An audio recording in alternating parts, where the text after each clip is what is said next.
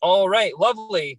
Good afternoon, everybody in the, well, it's not good afternoon. Well, good morning, everybody. Good morning, everyone, on this beautiful Sunday morning, 11 a.m. in Clearwater, Florida. We welcome you to this fourth part of our in-depth multi-series analysis of contemporary woke politics. This is, again, part 4. We've done 3 other sessions, and we welcome you to look at them. And we're going to address a few questions that have been brought up, and we're going to also give some finality to it in the idea that hopefully, of course, we want to continue the conversation, but for the time being, we're going to move on to other topics, and we'll still address it here in the comments section. We welcome you to comment and give us your points. We appreciate them. The purpose of the presentations that we've made here is to demonstrate that the Baha'i writings provide the theoretical and practical resources to establish a Baha'i-inspired and faith-based social justice movement that is a viable alternative to the social justice campaigns currently being waged in the United States and Canada. The social justice activism that currently dominates public attention may not be suitable for those who cannot agree with its involvement in partisan party politics, nor with the ideological viewpoints of many of its leaders, with its program and methods of seeking redress resolutions to social justice problems, with its analysis and interpretation of social justice issues, and with its often extremist rhetoric. At the present time, such individuals have few options for social action available to them. They can either limit their social activism to their own behavior and maybe a few friends and acquaintances, or they can be reluctant tag-alongs with whatever group least offends their consciences. For those who desire to do more without distressing their conscience, this is not a satisfactory solution, nor does it help society, which needs widespread support for remedying the injustices which hinder mankind's development. Now, from Mr. Ian Kluge's understanding, and we're very grateful to have him on today, the Baha'i writings provide both the theoretical foundations and the practical guidance needed to make a Baha'i-inspired and faith-based movement into an effective participant in the quest for social justice. Indeed, I would argue that Baha'u'llah encourages such remedial action, and you can infer quite a bit by reading the quotes directly from the writings of Baha'u'llah. One of these quotes is as follows: "The all-knowing physician hath his finger on the pulse of mankind. He perceiveth the disease, and prescribeth in his unerring wisdom the remedy. Every age hath its own problem, and every soul its particular aspiration. The remedy the world needeth in its present day afflictions can never be the same as that which a subsequent age may require. Be anxiously concerned with the needs of the age ye live in, and center your deliberations on its exigencies and requirements." For those who are curious, this is from gleanings from the writings of Baha'u'llah. In Ian's opinion, the fact that Baha'u'llah asserts that the message from God, this divine message, has the correct remedy for the world's ills, suggests that Baha'is have an obligation to actively apply this prescription. In other words, the revelation from Baha'u'llah in the world today. What could be more a fitting project given that justice is the best beloved of all things in God's sight? This is from the Arabic Hidden Words. In the following presentations, we will show you how the Baha'i writings meet the needs of the age that we live in. We've made 3. This is the last, unless, Ian, you'd like to do another. We're going to show you how a Baha'i-inspired social justice movement provides unique and irreplaceable advantages over the current constellation of various secular social justice projects, commonly known and described as woke. Now, Ian, thank you so much for being with us again for this continuation of this subject. We have a few questions, and I'm going to ask you one right away. The question that was asked from last time, it's how did this come to be? How did we get here? Well, wokeism, and remember, wokeism is not a single unified movement. It's like a rope. It's a strand of series of movements that converge on some fundamental ideas. And of course, wokeism arose particularly in the United States because through the problems between whites and blacks in American society and the systemic oppression of black people in the United States. So that wokeism was the response. And from that perspective, there is no difficulty between the woke movement and the Baha'i writings. Where the difficulties start is first at the theoretical level, and we'll talk about what is probably the most important one of these today, which is what is human nature? And then there are some difficulties in my perspective with the actual practice that has been adopted by the various woke strands or various subgroups within the woke movement. In a sense, we can trace wokeism back to Latin America insofar as it involves liberation theology. And we will spend some time with liberation theology today. And so I'm going to cut short some of the things that I was planning to say about some of the other advantages that we have. Please bear in mind, I'm writing these up, all of this up into a single paper that I will eventually, will post for people to look at and examine critically. The Baha'i writings are great believers of the investigation of truth for yourself. So critical thinking, including one's own behavior and one's own premises, is an important part of that. So that's where the movement basically comes from. Now, of course, the different strands are starting to make a stronger and stronger separate appearance, as in Black liberation theology, which is not quite part of the woke movement, but has similar ideas on a number of issues.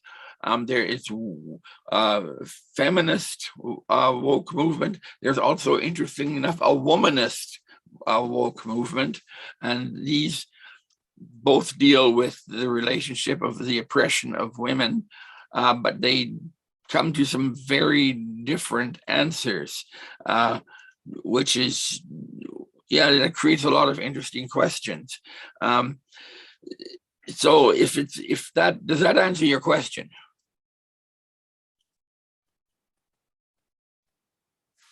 John? Yes, it does. I appreciate it. And I think that we can definitely elaborate on a lot of this. And it's very appreciated because we had some of these questions asked. And again, we don't at all discredit the very legitimate feelings that people have about being mistreated and the mistreatment that has been made across various groups in the past and still is being done today. We, however, do want to focus on the historical underpinnings of this ideological this ideological movement that we have, where Ian has described a lot of this mob mentality, that it is unacceptable to dispute parts of something, and in doing so, you've disputed all of that something. And this free speech is then curtailed through this, again, very, very reactive,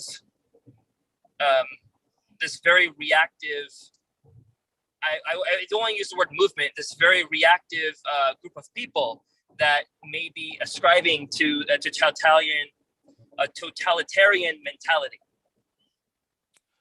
Well, that criticism has been made of the woke movement, and comes up definitely when we speak about liberation theology, at least as it is, which arose and is primarily a social force in Latin and South America.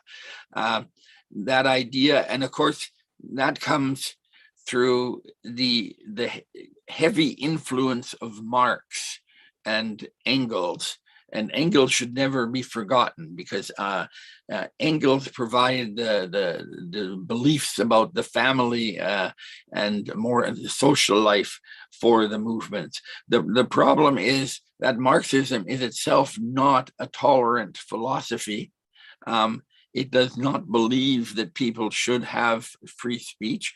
And I'm taking this right out of Marx. I'm pretty familiar with this, because I think I mentioned this before. I'm what they call a red diaper baby. My father was an outspoken communist from Europe, so not from North America, from Europe, and he would emphasize that, because that meant guns and things like that, and so on.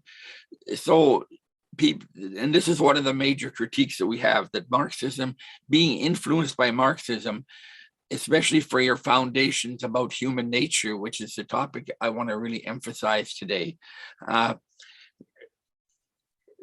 misdirects or pushes a philosophy and its practice in a direction you don't necessarily always want, and one that, as far as I see it, and given what the Universal House of Justice has said in its last paper, is much too close in alliance with various political movements, parties, and so on. And we should be careful about letting that influence where it has taken us.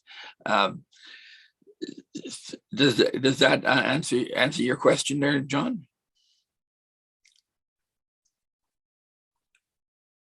John? If you could repeat the last part, I'm sorry, I'm still absorbing what you've said. If you could repeat the last part.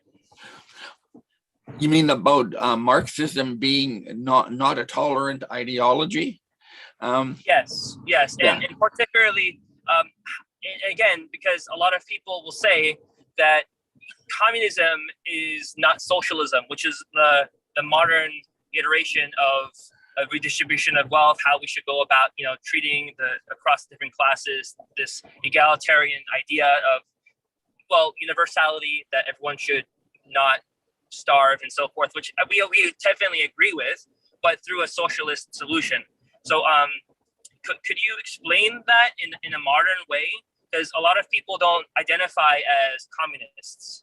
No, but people should be aware of, first of all, Marx and Lenin, who are and Engels is sort of the holy trinity there of these founders, regarded socialists as communists who are afraid to admit it yet, who are reluctant to admit it yet. Sooner or later, all those philosophies that are based on social groups, such as identity politics, end up with putting a lot more power in the hands of government. And that is not necessarily a good thing for the freedom of the individual. And the writings don't do that. The writings base their analysis on justice. And I read, half a dozen or more quotes, and I could find you dozens more, but you could find dozens for yourself on Ocean, in which it is pointed out and made very clear that justice is what happens to the individual. And the totalitarian impulse is this idea that if you're not on the right side of history, is how people put it now. And you have to be on the right side of history. And if you're not, then you really shouldn't be getting in our way and hindering our efforts, because this fundamental faith that the socialism and communism have in being on the right side of history. I grew up with somebody hearing, the world history is a one-way path to socialism or communism. And again, bear in mind, there are different policies on this issue at different times. Stalin did not trust the European socialists, but at the same time, he did recognize and used them for his purposes through the Comintern, the Communist International, to influence politics and business decisions, and using what they called agents of influence, which is very modern terminology, surprisingly enough, internet influencers, agents of influence, to bring people into the fold, so to speak. As far as violence goes, you only need to read the Communist Manifesto, which was written by Marx and Engels, as well as some of the other works. There is uniform agreement that violence is a necessary part of the communist movement and the movement of freeing people from oppression. So that's not something that's just an accusation. That's written in black and white in the works of Marx, Engels, and Lenin, and of course Stalin. But people always try to get around Stalin by saying that he wasn't really a communist. Well, that's an interesting argument, but I don't think we need to. We'll just focus on the three that everybody can agree on, because I don't want to get wrapped up in a huge debate about what was Stalin's role in all of this, and what does his existence and his 25-year reign indicate. So if it's all right with you, I would like to start with something. I don't know if do you have another question you want me to answer first, or would you like me to go into today's talk? Please go ahead and start, Ian, and we can, we'll grab questions at the end. Okay. Yes, please. Thank you. Yes, please. I will do that. Excuse me, I just have to dig out to get my notes here. Just as a brief review, Shoghi Effendi tells us that we are to avoid imitation. And one of the ways, in fact, ultimately the only way to avoid imitation, which the writing disagree with, which of course is the investigation of truth for yourself, is that Baha'u'llah and the manifestations of God provide a new and regenerating spirit. And without such a spirit, people simply wind up repeating the past. Because they don't see in a new thing. What the manifestations provide is a new paradigm for looking at and analyzing and understanding the world. And that is where philosophies of human nature come into the picture. Because if you're going to understand the world and the way history works, and Marx, by the way, wasn't too keen on the idea of understanding the world. He says in black and white that, including the Communist Manifesto, so you can check it for yourself, that philosophers and intellectuals try to understand it, but they don't never understand it. The point is not to understand the world, but to change it. In other words, there's a streak of anti-intellectualism there as well. So the new spirit is needed, so we approach problems with a new set of principles to apply. And one of these, of course, is progressive revelation and the 10 main ideas of sometimes 10, sometimes 12 main ideas from the Baha'i faith. In other words, okay, I'm trying to get quickly so there's a good amount of time for liberation theology. The key to ultimately having a new society that is not simply an imitation of the old society in many ways. And I think the example I gave was the Russian Revolution, but it's repeated elsewhere too. In Russia, because they still thought in terms of the old paradigm, which is that politics is all about power and nothing about power. Lenin was once asked, what is politics? And the answer was two words: who, whom. In other words, who can do what to whom? Who can make their opinions dominate or prevail? A straightforward, out and out vision of politics is power politics. And that's something, of course, I think the Baha'i writings would sharply disagree with for a variety of reasons.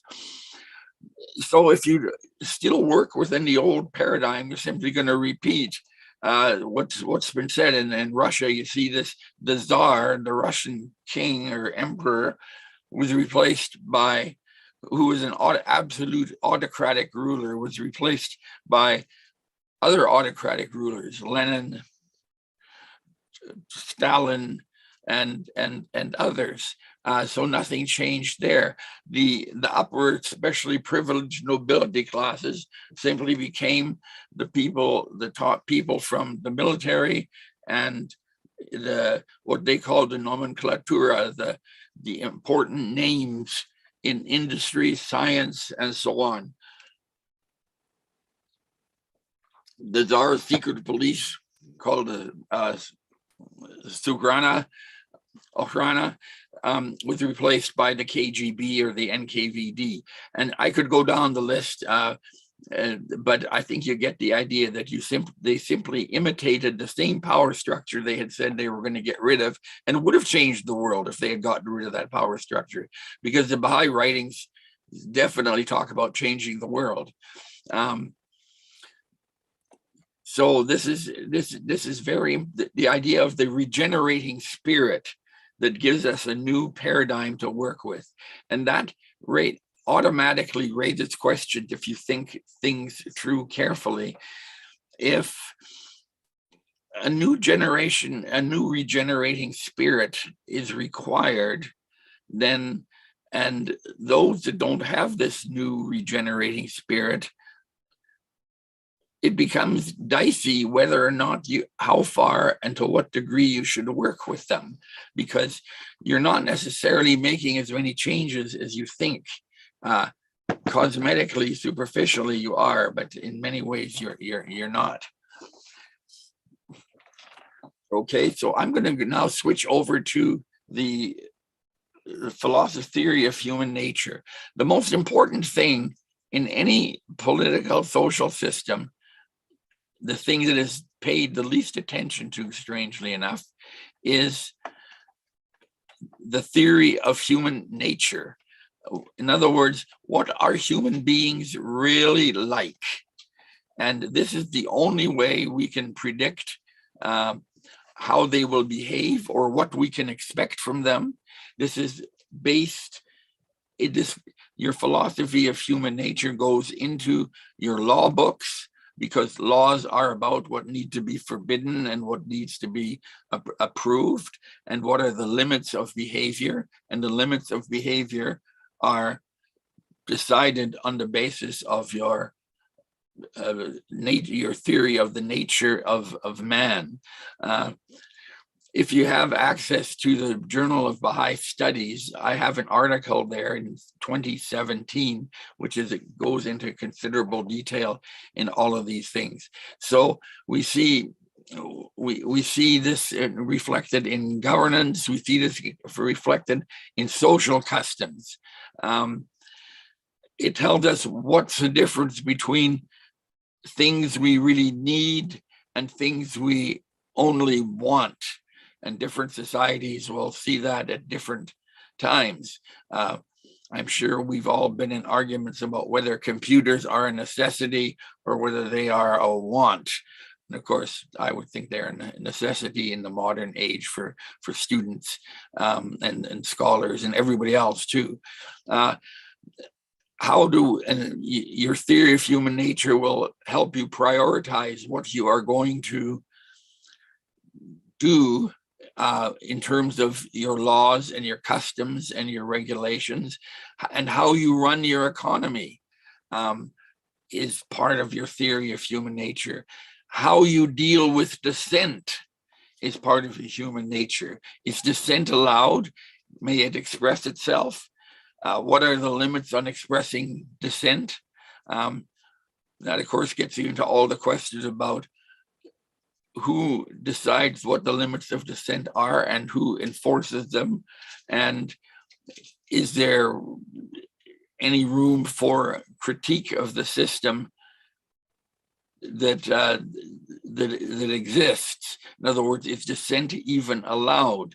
And of course, that's why all the communist countries and their socialist and their offspring elsewhere had serious, heavy police departments to control behavior.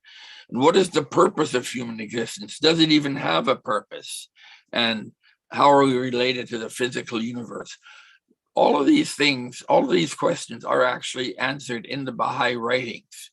And they're answered, and everybody has an answer to them. They're just not always conscious of them. This doesn't always have to come through philosophy. This theory of human nature may come from religions and myths and legends, and even be influenced by movies, films. There's all sorts of things that can go into creating a person's philosophy of human nature. The big question of philosophy of human nature, and this is where all theories, this is the great watershed of all of the theories about human nature. Is human nature intrinsic? Is it inherent? Is it in our genes, as people like to say, although we're not talking only about physical, the physical aspects of our existence. Are human beings basically what's popularly called a blank slate, which is shaped in any way we like by our experiences and education? In other words, if you believe that human beings are a blank slate, that there is no such thing as human nature, and that is a very common position nowadays. And it really started with postmodernism, but went on from there. If you are really a blank slate, then by shaping society, we can shape you into anything we like. This is an aspect of, you might call it, environmentalism that is often overlooked. So the tabula rasa theory of human nature is foundation to all variations of wokeism, as it is in socialism and communism and many forms of contemporary liberalism. This is something they all share, that human beings are a tabula rasa and a blank slate. But the Baha'i writings outrightly contradict this.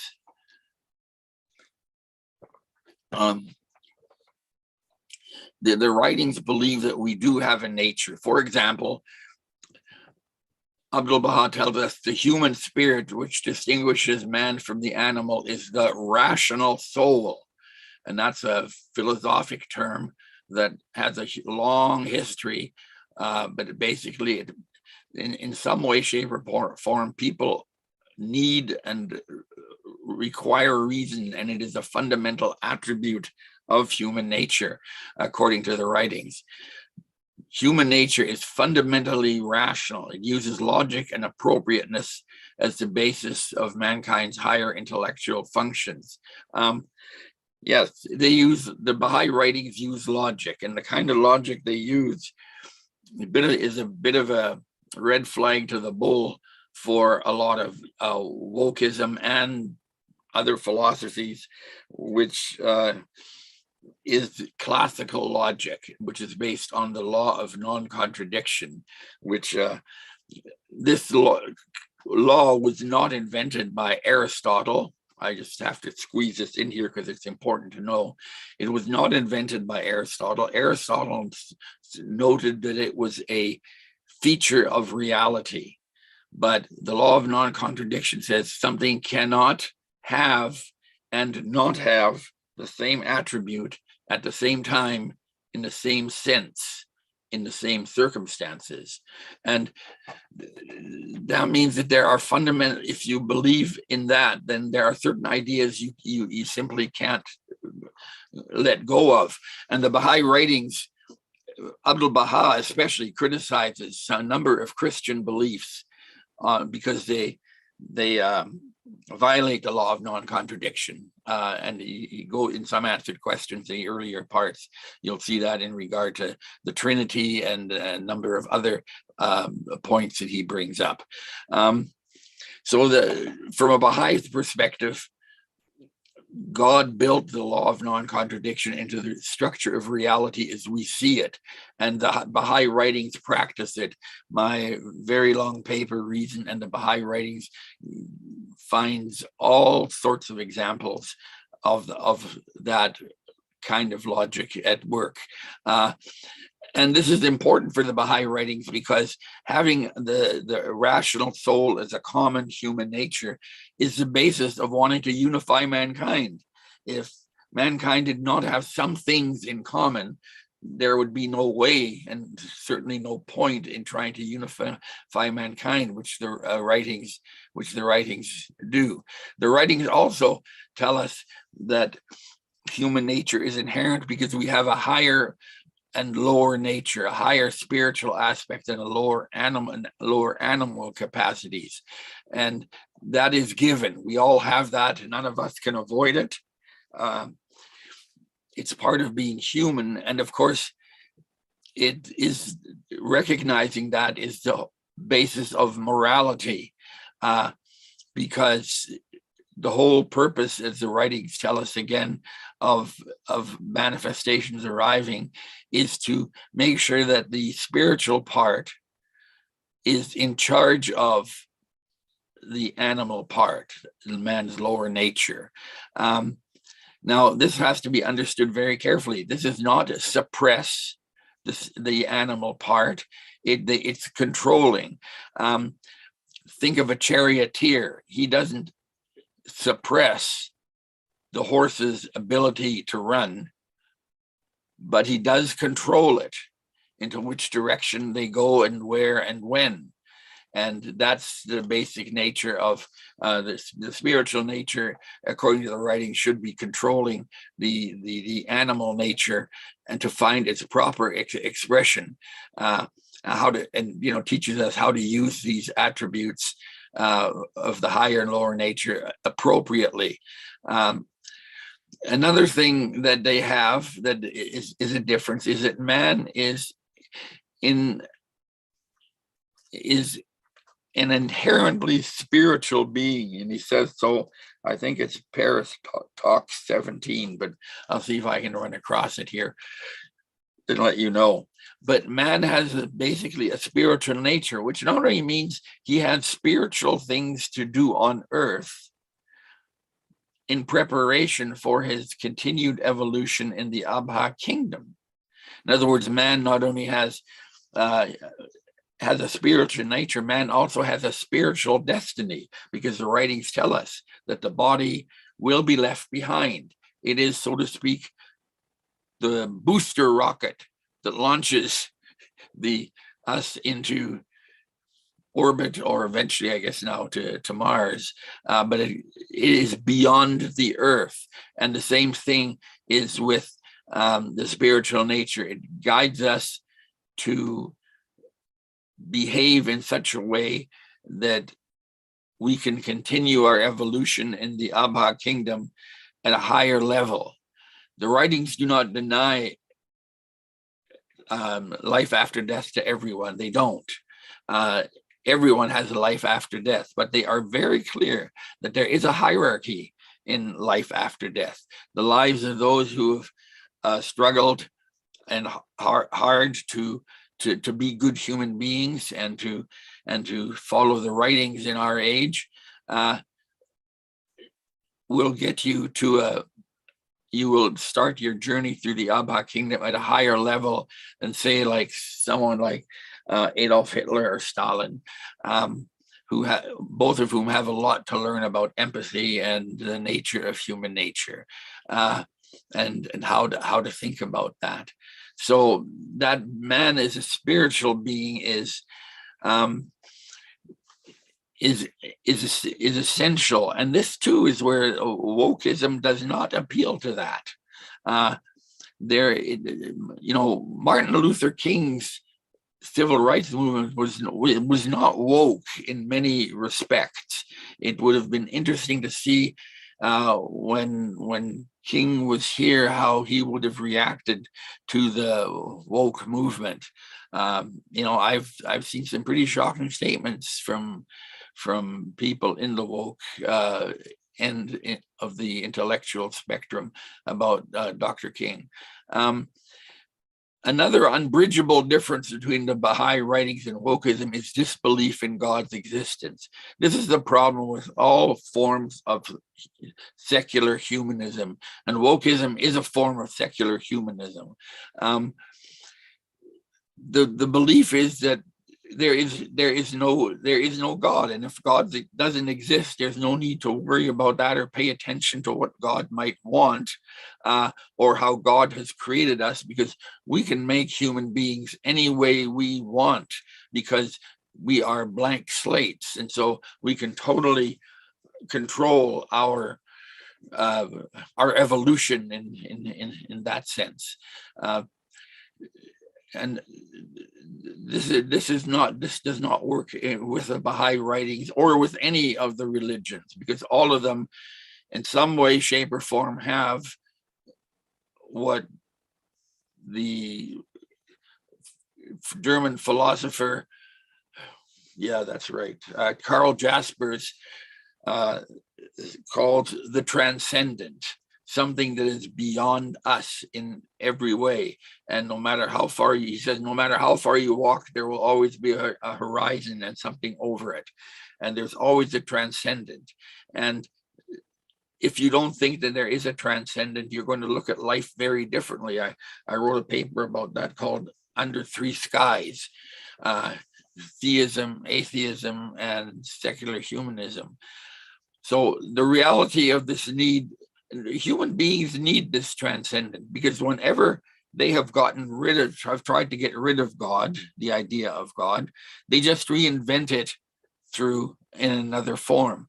And there are I personally think that it's amazing that so many people disbelieve in God or think if he did exist, he's irrelevant. And yet they love getting themselves scared silly by in movies and books and mangas and all that kind of stuff about spiritual superhuman powers and all that. It's just, from my perspective, it's what Abdul Shoghi Effendi calls irreligion. In other words, an imitation of religion that it's not exactly that. It's an imitation. It's not the real thing. Superficially, it has similar forms, but it is not the same thing in substance. And so this leads to a problem. Even if you don't believe in God, God is still a problem, because we know from anthropology, we have never encountered a human society where there isn't some kind of belief in a transcendent or a divine or spiritual power, call it as you wish, which tells us that there's obviously some kind of human need for this. So even if God didn't exist, somehow there seems to be a need for a superior entity, spirits, power, spiritual powers, and so on. Okay. The problem with not having God gets to the practical level of life very early, very quickly. And that concerns the issue of values. Without God, the only remaining foundation for values is the state or the nation or individual opinions or worshipped individual as a personality cult around a political leader, an athlete, a musical entertainer, or movie star. Science cannot solve the problem of values. I wrote a critique of one book that talks about that. And here's why. And this was already discovered way back in the 18th century by a very charming British philosopher called David Hume. And he presents us with the problem of Hume's guillotine. And that's what it's called, Hume's guillotine. The challenge is straightforward. There is no logical connection between a statement of fact and a statement of value or morals. For example, it may be a fact that Stacy always cooks dinner, but that does not also mean that Stacy should always cook dinner, that Stacy is somehow obligated to, in a moral or social customary sense, is obligated to cook dinner. And it's that simple. When you look out your window, what you see are things, but you as materialists, and Abdul Baha takes a lot of time in Some Answered Questions and Promulgation of Universal Peace and other books to really reject materialism in total as a philosophy. You don't see the values coming out of that. A description of events or description of a scene does not necessarily lead to a prescription, i.e. what should be the case or what should we do. There is simply no such connection. Well, the result of that, who decides what is moral and how, and on the basis of what evidence? And here again, we run into the same problem, whether it be for Marxism and Engels, for postmodernism, for socialism. If you have a materialist philosophy, you're going to have a hard time trying to say some values are better than others. You're not going to be able to accomplish that logically. You're simply going to have to ultimately get down to the fact, this is how it is in my life or your life, or this is what human beings are like, which of course brings you back to the old, is there a human nature problem? You can see it's just one tangle of problems after the other. The Baha'i writings and the writings of other religious religions aren't quite as tangled as that. And on that issue, I don't think they get tangled at all, because they all somehow, that which is transcendent helps establish our values. Okay, I think, how much time do I have left, John? John? We have about 15 minutes until we open it up for questions. Okay, I'm going to leave it there. There are lots of things we could say about coherence and logic, truth and knowledge. Basically, one of the effects of postmodernism on wokeism has been the rejection of the idea that there can be objective truth. And that, of course, you could read the writings even very, very superficially, and that just doesn't work in the writings. The writings believe there is truth, there is progress toward the discovery of truth, but their truth actually exists. There is a true state of affairs, and this gets into the whole subject of subjectivism in modern philosophy. Where subjective factors control what is true. Subjective factors can be, well, I really believe this, and therefore you must accept it as true. Well, not really, not just because you believe it. No matter how sincerely you believe something, that doesn't make it true. People have very sincerely believed things that are wrong. And so I'm not going to get into too much detail about that, but just to show you that there is another very serious problems if we want to think logically. I'm going to talk about liberation theology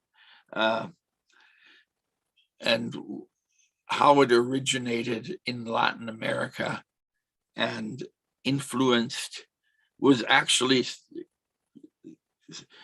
the word suppressed isn't too strong. It was actually discouraged, might be a nicer term, by the church hierarchy, and especially by the man who was hired to do that, who was Cardinal Ratzinger, who of course became Pope Clement the Sixth. It's not Clement, it's the 16th.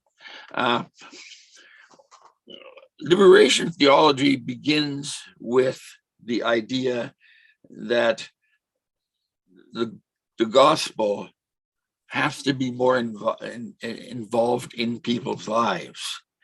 But right there is a distinction. The Baha'i writings totally agree with the goals of, or I shouldn't say totally, but agree with almost all of the goals of liberation theology. The problem again is the method, and that is the problem on which liberation theology was criticized as well. And the guy who founded this was a Colombian or Ecuadorian priest named Gutierrez, and he said that liberation theology has three main dimensions. And the first is it involves political and social liberation, the elimination of the immediate causes of poverty and injustice. The second thing it does is liberation involves the emancipation of the poor and the marginalized, the downtrodden, and the oppressed from all those things that limit their capacity to develop themselves freely and in dignity. I don't think there is any problem there with the Baha'i writings or with wokeism for that matter. Third, liberation theology involves liberation from selfishness and sin, a reestablishment of a relationship with God and with other people.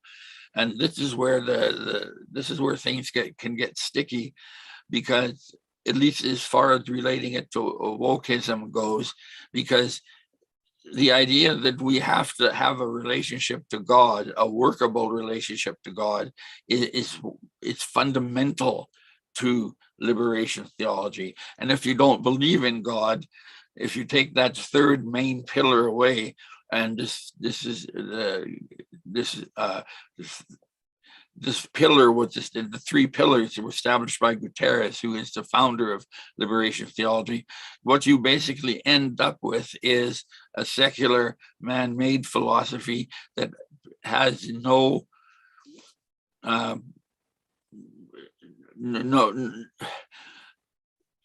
that leaves out our entire relationship to our spiritual selves and to God, because that wouldn't be considered to be something real. And that's a problem, because whereas Baha'i writings can certainly agree with liberation theology and release from selfishness and develop a better relationship with God, or how did Graham put it? Billy Graham put it so nicely, how to get right with God.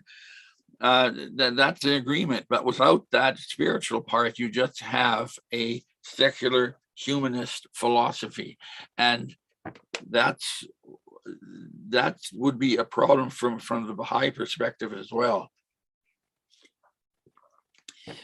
Now, here's what they wanted to do, of course, their Gutierrez and his followers wanted to do, was to help us understand poverty, which they said was a much more complex thing.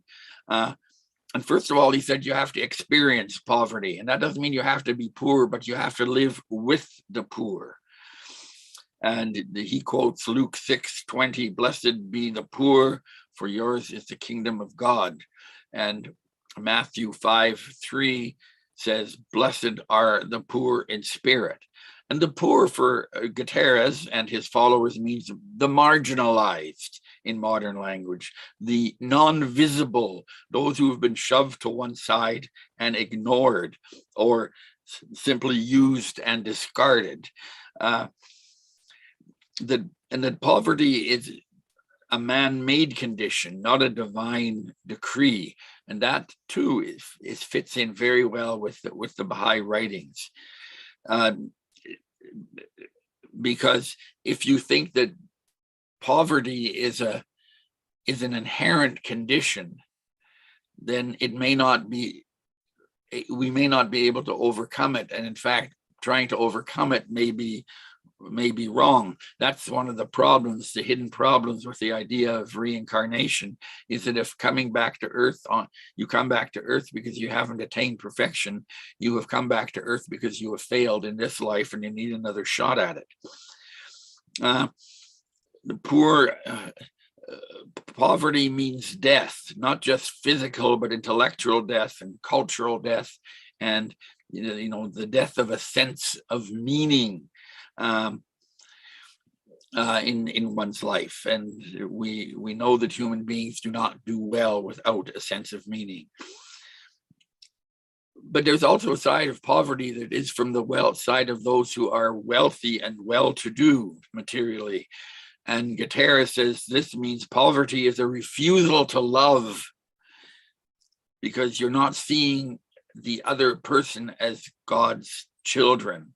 And it is equal products, equal products of God's creative powers to you. Somehow you are superior and special because you're being loved, and that was shown by the fact that you had material well-being. A lot of the early Quakers believed that, by the way, that you could tell, they believed in predestination, and you could tell whether God loved you or not by how much success you had in the modern world. And if God didn't love you, then you didn't do well, which meant in effect that you were being punished here on earth already for not being such a good person. Poverty is not only material.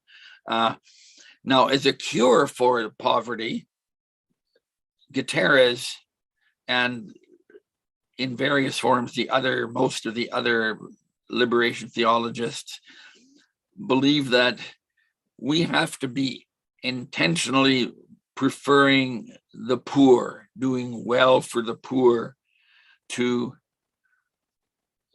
just letting things develop naturally. We have to, this is because our working for the poor is equivalent to God's love at work in the world. We are carrying out the mandate of God by looking after the poor. And this is what we have to do in order to save ourselves from becoming spiritually poor. So Guterres is really saying that if you are spiritually poor, then you are incapable of seeing or recognizing not only what the condition of poverty is, but you are not recognizing what it can actually, what we can do about it. The Baha'i writings can agree with the ultimate goals to be reached: justice, peace, self-actualization in terms of theory. The problem is, and this is what the Catholic Church found, and I think they were right on this. If you build your theology on the basis of a Marxist analysis, in other words, an analysis that's not bad, not because it has Marx's name attached to it, but because it is absolutely materialist. Remember, Marx said, religion is the opiate of the people, and all sorts of other things of that nature, because there is only matter. So the choice of building liberation theology on Marxist analysis, i.e. with Marxist concepts and all the baggage they bring, has not led to great success in practice. And that's a fact about liberation theology. It has had some successes, but not a great deal. It has not been able to accomplish what it wants to, what it set out to accomplish. And I think the Baha'i writings are are free from that, because they begin by building a community from the bottom up. Now, liberation theology also tries to do that, but by importing, when you import a method of analyzing a problem, you also import, whether you know it or not, the underlying assumptions that refer to your analysis. And Marxist analysis, if it somehow tries to incorporate this theological aspect and unite them to the materialist aspect, it just does not transfer very well. This problem has dogged lots of other people as well. Jean-Paul Sartre, the French existentialist, tried to unify Marxism and existentialism and failed miserably, and admitted that he failed miserably. There are just more complex things involved than people tend to think. One of the other problems as a result of this kind of analysis, liberation theology has ideologized itself by adopting the Marxist concept of social reform as warfare. The warfare analysis of social differences and the warfare analysis of to create a classless society. One of the differences between religions and ideologies, one of the key differences, is the fact that ideologies are focused on an enemy. If there isn't an enemy, your ideology will not have the energy it needs in order to spread itself. There's got to be somebody whom you're against, and this is exactly what the Baha'i writings deny very explicitly. We do not use the warfare model of human reform and progress. The Baha'i writings, as far as I can tell, talk to us about the friendship model, that we try to bring people by changing their convictions, by making inner change in them, instead of trying to force them to behave in some particular kind of way or believe certain particular things. And that's a fundamental difference in outlook between the two. And liberation theology has been criticized for that. In other words, as somebody once said, liberation theology reduces faith to politics. and that is something that the writings definitely do not wish to see, that we become players in games of partisan politics, because if we do that, we have already we have not worked with a new spirit. We have simply imitated what's happening there before. And that's another reason why liberation theology is problematic from the methodology, from the way they work, because they do try to work very closely with political leaders and political parties. And that's, in my opinion, that's a real problem for Baha'is as well as for liberation theology. They've never found a good way to explain that, but and therefore this relationship has become problematical for it. So these ideologies it aligns itself to is entirely material and possesses no spiritual aspects, because spirit does not exist. And it also, the Baha'i writings do not believe that our thoughts and actions reflect and are controlled by economic activities in which they live. That's a fundamental difference on the nature of human nature.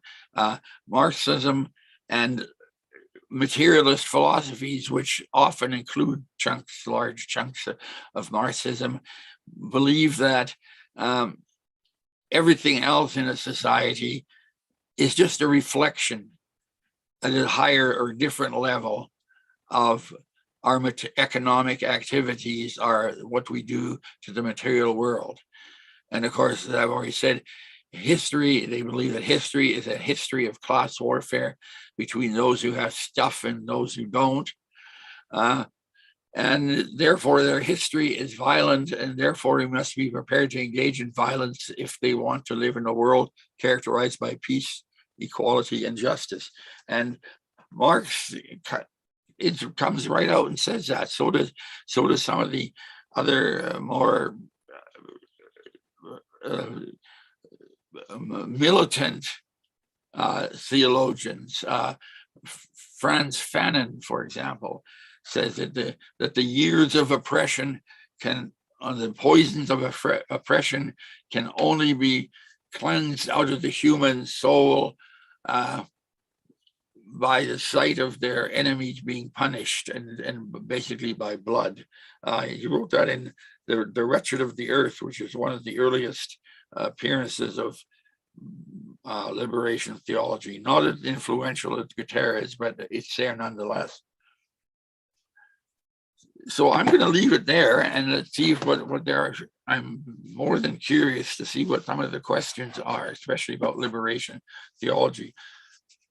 By the way, I would strongly recommend reading Guterres' A Theology of Liberation. He's a very impressive kind of character. Okay.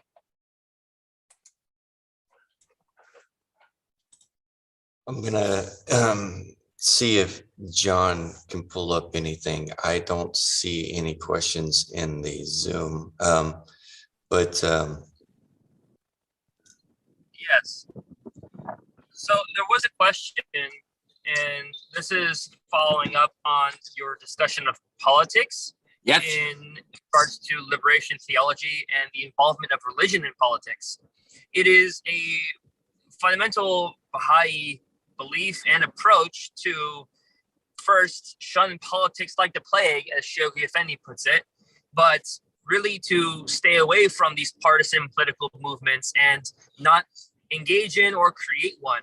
So this idea of religion and politics not going together, not being really allowed for Baha'is who say they're Baha'i, who want to be continuing to say that they're a part of the Baha'i religion in a literal sense of membership. It's not something that is at all good or allowed for Baha'is to get involved in politics in the nature of, for example, supporting a political party. So we can't go as Baha'is in the media. We can't go as Baha'is and represent our religion truthfully to say that we support any particular party. We're not a religion of a party. We're members of a religion with a message from God, and we believe that the message from God is what we're following, not per se a group of people who've decided something is okay to say now or not okay to say now. So yes, it's a good idea for us to accept our brothers and sisters and love them and be caring and mindful of their feelings. But it's another thing for us to identify as one of the people that are advancing an agenda for a particular political stance, a particular political party, or person for that in this regard. So the question having brought up this separation from politics, this avoidance of partisan politics where we support a side against another side and we effectively divide. How is it that Baha'is are to bring unity and to still be involved with very important issues in society, and at the same time again, distance ourselves from the not appropriate things in our lives, such as, again, supporting one side against another and abandoning the truths that both sides really may inherently have. What do you suggest? Well, I suggest a couple of things. The first one is from my own experience, and as a writer, I used to have a regular news column in which every week I commented on problems in the city or the province or at the national level. And everybody in where I lived, this is a city of about 80 or 90,000 people, knew I was a Baha'i. There was no secret there. The approach that I used is I argued about things precisely from the non-political point of view, what this problem looks like when you analyze it from the point of view of morals or philosophical principles, or in terms of impact that it may have on certain people's lives. In other words, you focus strictly on the issues and you do not get yourself, and you can say, and I did often enough, sometimes I agree. If you want to divide what I say, you'll find sometimes I agree with one group, sometimes I agree with another, but I never bring that into it because I don't think it is. I think once you bring partisan politics into the picture, you're basically already getting yourself sidetracked, because as far as I can see, and having thought about it for several decades, partisan politics are part of the problem. They're not part of the solution. They're a part of the problem, because sooner or later you're going to have to choose between your party and what's right, or your party and what's practical, and your party or your country, etc., etc., etc. That's why I'm keen on the idea of a Baha'i-inspired faith-based movement, and I think there will be a lot of people who would be interested in that, because that keeps politics out of it and keeps itself strictly, separate from politics, partisan politics. And then I know that is very difficult to do. That's not always easy, especially in a country like the United States, where people are far more actively involved in politics than they are in a country like Canada. Which is quite a bit more laid back about these things. And I don't think that being laid back is good. It's a fact. It is what it is.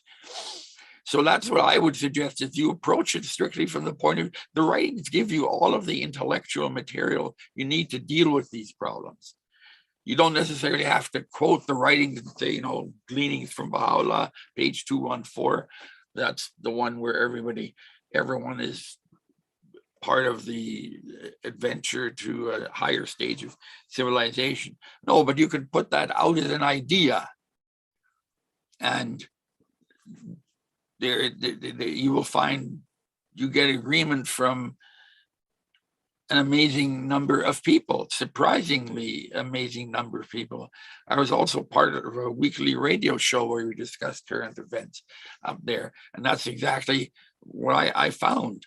A lot of the people will agree with a lot of the ideas, and that's what you want to cultivate first, and then go to the next step. Well, where do these ideas come from? How could they justify themselves? It takes a little more intellectual work, and it's not the only way to teach the faith, that's for sure. There's all kinds of friendships. There are intellectual friendships, there are character friendships based on similarities of character. That doesn't undo the friendship model, but it does suggest that we stay away like the plague. So much so that the last letter, I've been trying to find it here.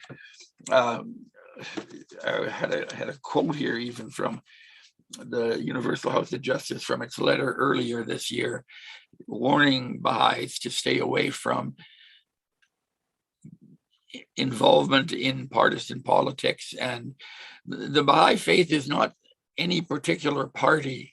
at prayer. As you say in Canada, the United Church of Canada is the Liberal Party at prayer. The Baha'i Faith is not anybody's party at prayer. It is an intellectual force on its own, and I think we have to recognize that, and the best way to recognize that is to make use of it in doing these things.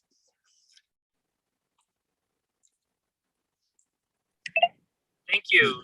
Thank you so much for sharing that. And more importantly, as you've discussed this separation that we need to exhibit in our lives from these divisive political agendas that we have constantly around us in very, very clear and sometimes very subtle forms. I have a question for you personally, because we are encouraged to be at the forefront of progressive movements as Baha'is. Shoghi Effendi in Advent Divine Justice very clearly tells us to have such a rectitude of conduct, to have such moral character, uprightness, and just to be so understanding of others, to be, as you may call it, really to try to be a Baha'i, to embody the teachings that we have, that this will be the difference we want to see in the world. But we are also encouraged, in one sense, again, to be at the forefront of progressive movements at the same time. So how do we do that? How do we take part in progressive movements but stay away from the division? How can we bring about these common points of unity? Well, that's exactly why I say that I think that there has to be Baha'i-inspired, faith-based groups that will collect. And I think once somebody gets them started, they will collect quite quickly. If I didn't have stage 4 cancer, I'd be doing it myself. And I've never, it's just not something that I'm able to do anymore.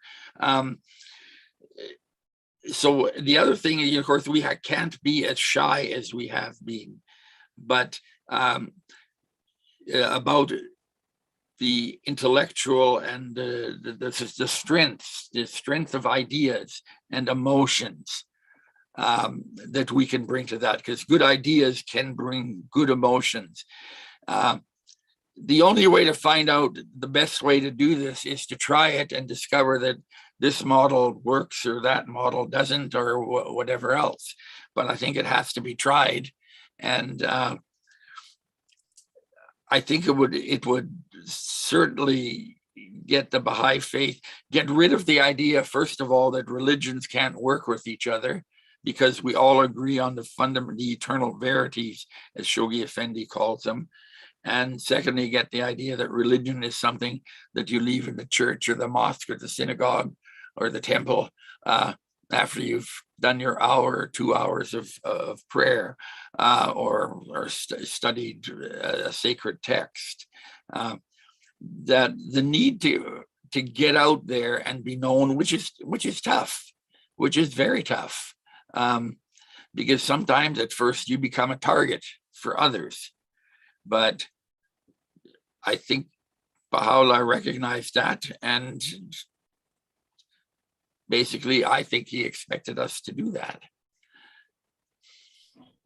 So, dear Erin, we have 2 questions up. There's one from Peter Terry, and then we have 1 question from Regina Colston. First, right. Peter, and then Regina, please.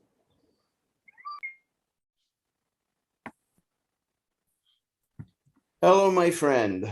I wanted to ask you to comment about 2 things, which are, I think, related to each other.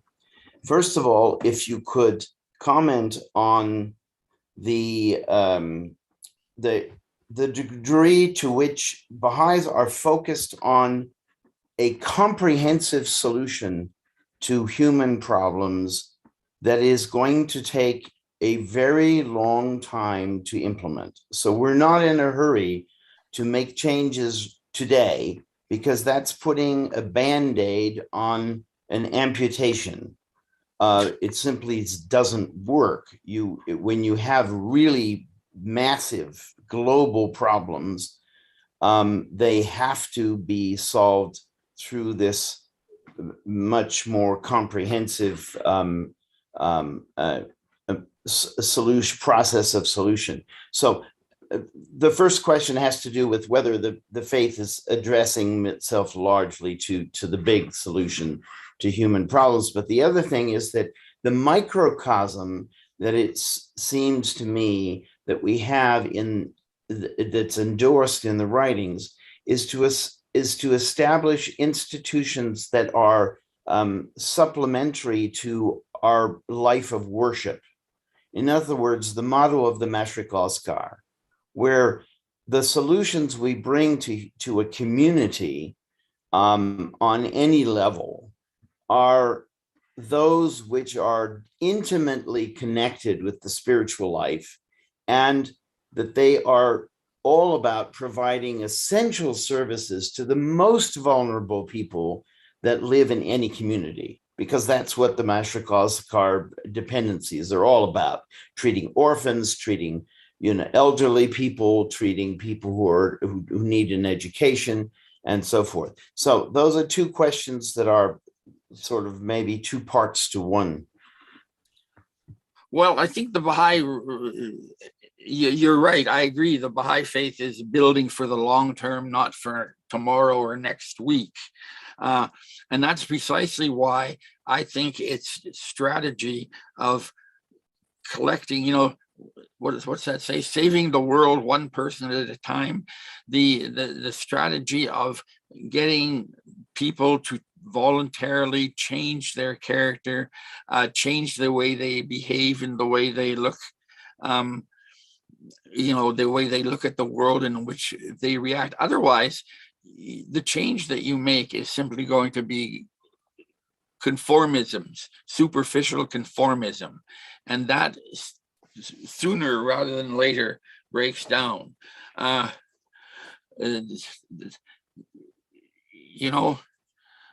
So that's where again I think the difference between a religion and an ideology. And yes, the one would like to solve all of these problems next week, but you do have to ask yourself, is that a real solution? And that might change for over a period of time. And it doesn't mean not doing anything. It just means doing it right.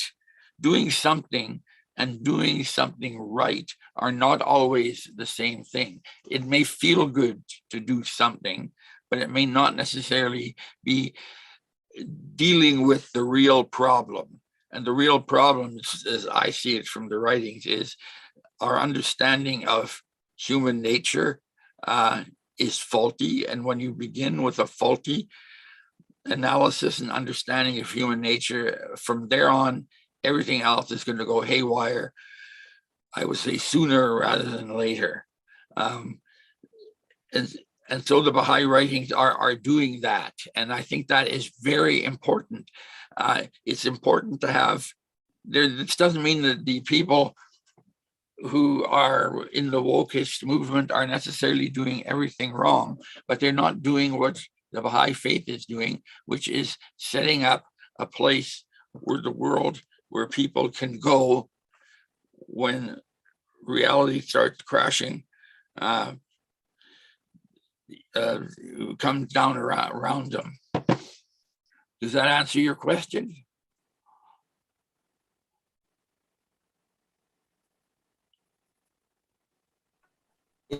It's a beginning, and that's all we're about doing here is beginning to ask the right questions and share our answers. Yes, we're a long way from done. If anybody thinks that we have reached the last, societies have reached the last word in politics or how people deal with each other, there are other ways to deal with problems. Focus on problems rather than on individuals. That's one of the, I see a big problem in modern politics. It's built too much around personality cults of various kinds. And that's exactly what people found frightening about, Hitler and Stalin and Mao and other people. When there's that much emphasis on an individual and whom we know to be human, then you can get yourself into some real difficulties. Regina. Professor Klug, thank you for your important discussion. I've become much more enlightened. I'll comment and then a question. We have a young lady up here who is a Baha'i who started a nonprofit to deal with social justice, and it has money for bail funds where she helps poor people. And it's been very difficult for the bail bondsmen. They find it a threat. And she's been reaching out to the DA, law enforcement, to get rid of it. And it's having a lot of positive effect. The other is the question. In college, I studied Black liberation theology of Clegg, Greer, and Thurman. It brought relief when I was a Christian, and in many ways to Black people because of what we were up against. But after listening to you, what I'm coming to understand is that they really struggle with the racism in Christianity with Black liberation theology, and it was helpful. They struggled with it rather than abandoning Christianity. I see Cornel West struggling and limited, I think, and it's just my opinion, from Christianity. Your thoughts? Well, in terms of Black liberation, the good side is, of course, that it is turning to self-empower individuals, and that is one of the differences between an ideology and a religion. A religion, Buddhism, Hindu, whatever, Baha'i, whatever, goes out to empower individuals to do certain things, and that part is good.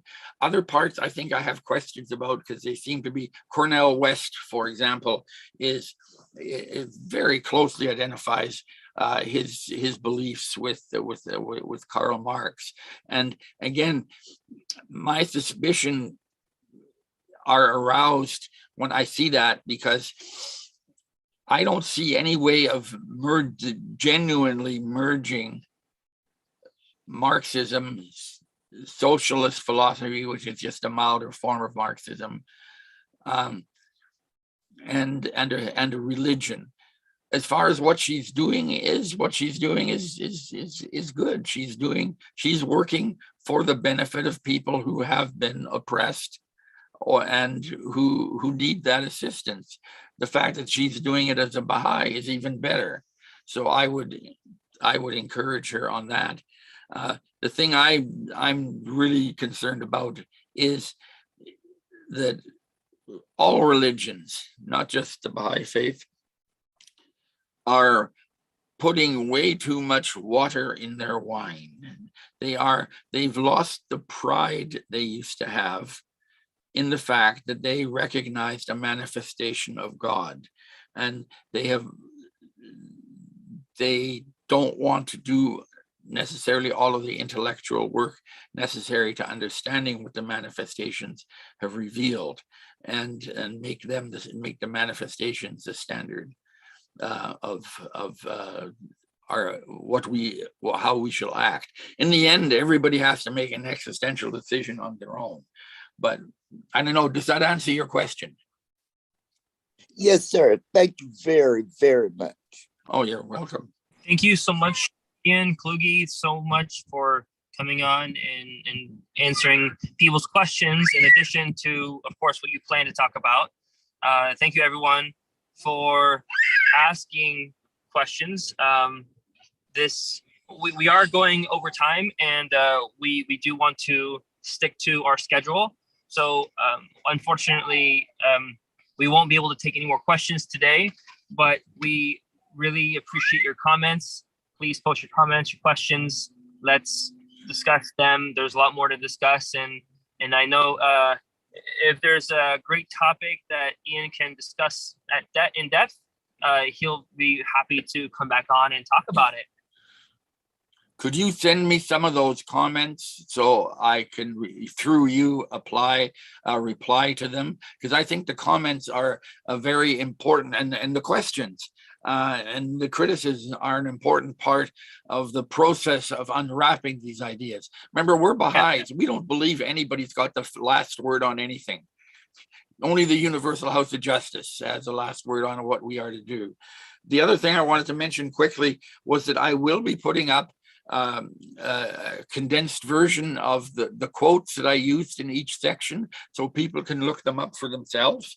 And I will put this whole project that I have, it's pretty much written as an essay. I will deal with John and Jeremiah and try to get that up as well. So goodbye, and thank you for coming, and thank you for listening to me. Thank you. Have a beautiful Sunday, everyone. See you next Sunday at 11 a.m.